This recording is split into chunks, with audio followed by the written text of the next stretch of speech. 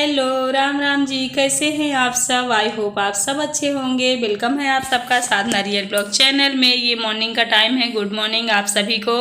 और बस मैंने हेयर वॉश किए थे क्योंकि 10 दिन हो गए थे, बालों को मैंने धुला नहीं था। आप सब जानते हैं क्यों नहीं धुला था मैंने। तो आज धुली हूँ। थोड़ा सा सर हल्का लग रहा है मेरा, ऐसे लटी जैसे बाल में बन गई थी। तो आज मैंने मॉर्निंग से ही ब्लॉग स्टार्ट कर दिया है। थोड़ा सा स्किन केयर कर लूँगी, वही ग्लिसरीन गुलाब जल मिला के रख लेती हूँ। इसी को मैं कोहनी में हाथों में लगा लेती हूँ। बस फेस पर भी यही लगाती हूँ, अभी क्रीम वगैरह भी नहीं लगाती। देखिए ऐसे मल के मैं लगा लेती हूँ ना तो राहत रहती है। और जब नहा के आती हूँ तभी इतना कर पाती हूँ, फिर पूरे दिन मुझे टाइम नहीं मिलता है। घर का काम हो जाता है, घर के काम के बाद फिर ये यूट्यूब का काम हो जाता है, तो इसलिए टाइम नहीं मिल पाता। इतने बाल उलझे हैं कि 1 घंटे मुझे लगेंगे इसे छुड़ाने में, इसलिए मैंने कट कर दिया। क्योंकि अगर पूरा दिखाते तो बाल ही अपना बनाती रह जाती, ब्लॉग ख़त्म हो जाता मेरा, क्योंकि बहुत ज़्यादा उलझ गए थे। ये देखिए कितने कम बचे हैं मेरे, बहुत ही ज़्यादा मतलब हेयर फॉल हो रहा फ्रेंड्स। तो जिन्हें कुछ नॉलेज हो इसके बारे में तो कमेंट करके बताएं, जिससे मैं बालों में यूज करूँ और बाल झड़ना बंद हो जाएं। और ठंड भी लग रही है क्योंकि अब ठंडी आ गई है।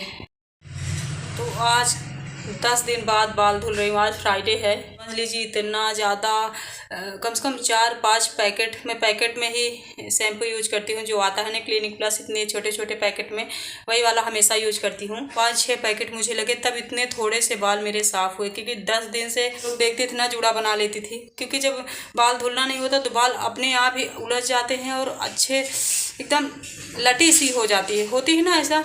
तो बाल जब मैं कंघी करती थी तो उनमें लगता था मेरे सर में, तो मैं कंघी भी ढंग से नहीं करती थी, बस कंघी चला के बस यहाँ जूड़ा लगा लेती थी बस। तो इतने दिन बाद मैंने बाल धुला है तो थोड़ी सी राहत सी लग रही है, मतलब थोड़ा सा सर हल्का लग रहा है।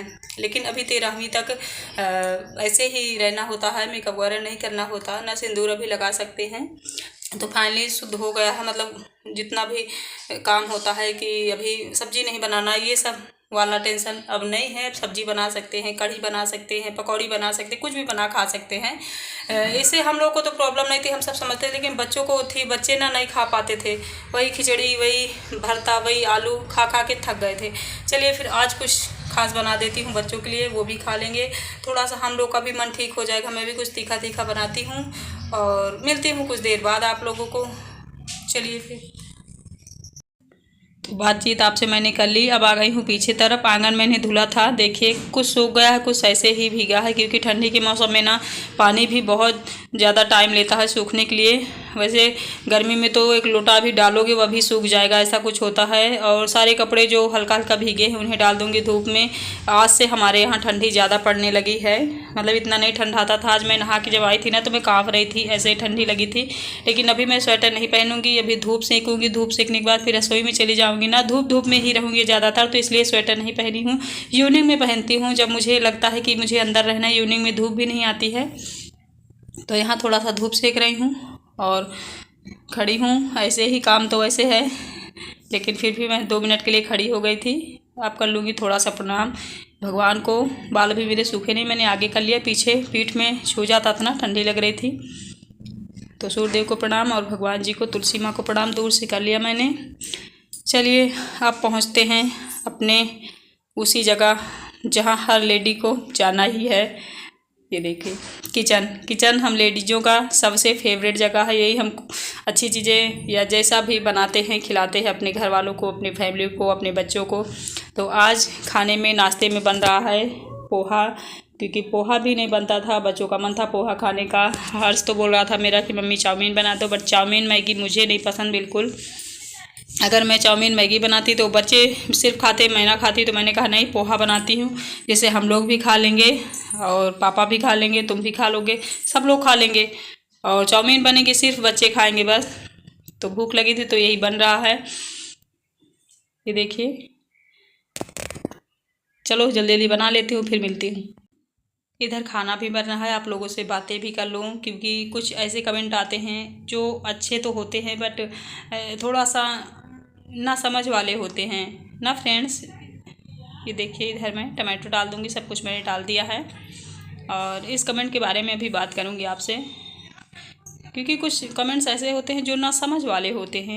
मुझे ये समझ नहीं आता कभी भी फ्रेंड्स, जब हम बड़े हो जाते हैं हमें समझ बढ़ती जाती, जब हम अपनी फैमिली को जब समझने लगते कि हमारी बेटी है, हमारी बहन है, ये मेरी माँ है, ये मेरे पिता हैं, तो हम दूसरों को कब समझेंगे? दूसरों को भी तो हमें समझना चाहिए। जैसे हमारे रिश्ते हमारे अपने हैं, हमारे बच्चे हैं, हमारे माता पिता, वैसे तो सभी के होते हैं ना। तो हम दूसरों के रिश्तों में क्यों जहर घोलते हैं? क्यों? आखिर ये बहुत ही ज्वलंत मुद्दा है जिस पर मैं आज बात कर रही हूँ। ये देखिए पोहा आ जाइए, आप सब भी खा लीजिए, ठीक है, गरम गरम। और काफ़ी दिन बाद आज मिल रहा है ना पोहा, तो लगता है कि चलो अच्छा है। रेगुलर जो चीज़ मिलती है वो अच्छी नहीं लगती है।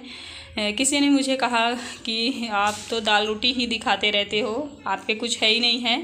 तो हाँ, मैं दाल रोटी दिखाती रहती हूँ, मेरे पास जो है आप सब देखते हो। मैं यहाँ कुछ छिपाती तो हूँ नहीं कि मान लो मेरे पास लाखों रुपए आते हैं और मैं आपको बता रही हूँ कि भैया 2 रुपए ही मिल रहे हैं, तो मैं कुछ छुपाती नहीं हूँ। मेरे पास जो है वही मैं दिखाती हूँ। और ये देखिए यहाँ बैठ गई हूँ, बच्चे यहाँ देख रहे हैं कार्टून, मैं कुछ मोबाइल पे लेके काम कर रही हूँ। क्योंकि हर जगह 2 तरह के लोग हैं। यूट्यूब पर भी कुछ लोगों को हम बताते भी हैं कि हाँ हमें यूट्यूब से पैसे मिलते हैं, वो लोग कहते हैं नहीं ये तो फालतू में हवा उड़ा रहे हैं, इनको कुछ नहीं मिलता। और जिनसे हम नहीं बताते कि ज़्यादा नहीं मिलता है, वो उनको लगता है लाखों कमाते हैं, झूठ बोल रहे थे। हे भगवान, आप लोग क्या चाहते हो, क्या सुनना चाहते हो, मेरी अभी तक समझ में नहीं आया।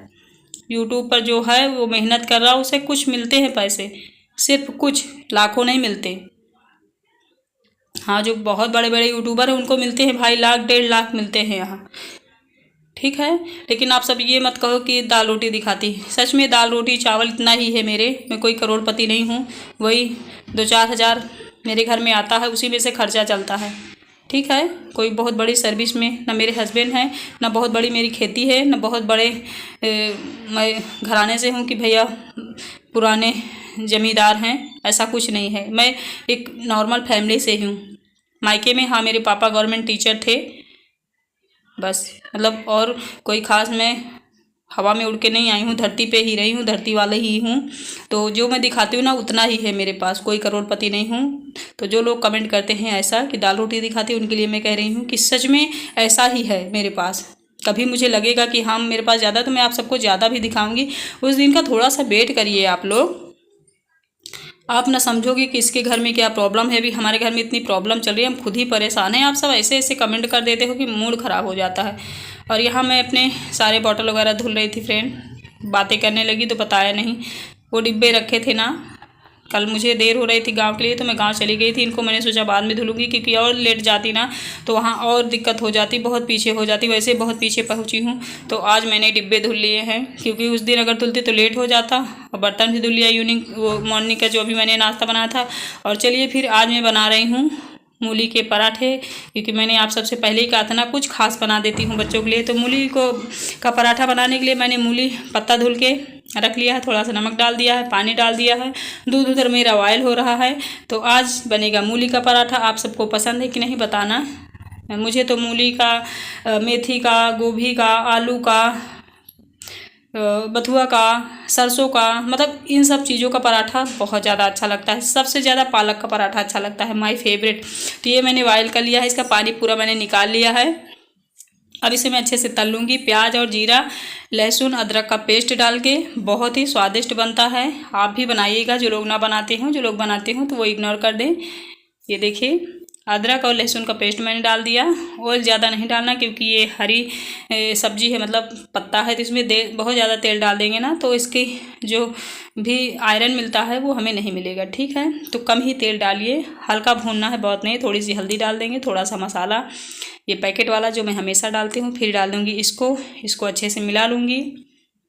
और जो लोग ऐसा कमेंट करते हैं, मैं सिर्फ उनके लिए कहा करती हूँ, सबके लिए नहीं। तो प्लीज़ सोचना समझना, फिर दोबारा कमेंट करना। ये घी है, सारा सामान मेरा रेडी है। और ये मैंने मूली का जो डो बनाया है ना, तो इसे मैंने कम बनाया है। क्यों? क्योंकि इसमें थोड़ा सा कड़वाहट रहती है, तो थोड़ा थोड़ा आप भरेंगे ना तो स्वाद आएगा, खाने में अच्छा भी लगेगा। तो मैंने थोड़ा ही बनाया है, इतने में ही पूरे घर वालों को पराठा हो जाएगा। मेरे बच्चे भी खा लेंगे, हस्बैंड भी खा लेंगे, मैं भी खा लूँगी। क्योंकि बहुत ज़्यादा भरोगे ना तो फिर इसमें कड़वाहट रहती है, तो कड़वाहट आ सकती है।